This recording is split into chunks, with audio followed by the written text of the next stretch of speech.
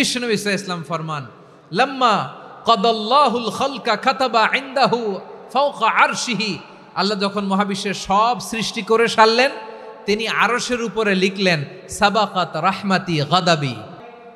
এর মানে হলো আমার দয়ার কাছে, আমার ভালোবাসার কাছে আমার ক্রোধ পরাজয় বরণ করেছে, আমার দয়ার কাছে আমার রাগ কিংবা ক্রোধ পরাজয় বরণ করেছে। মানে আমি আল্লাহর দয়া আছে, আবার আমি আল্লাহর ক্রোধ বা রাগ আছে, কিন্তু আমি আল্লাহর রাগের চেয়ে দয়া বেশি। আওয়াজ করে বলেন, আল্লাহর রাগ বেশি না দয়া বেশি? আল্লাহর যদি রাগ থাকতো আমরা বাঁচতে পারতাম? যে পরিমাণে আকাম খুকাম আমরা করি, অপকর্ম করি, অন্যায় করি, জুলুম করে জুলুমের আড্ডাখানা বানিয়ে রেখেছি গোটা দুনিয়াকে, আল্লাহ যদি মুহূর্তে মুহূর্তে রেগে যেতেন আমরা বাঁচতে পারতাম?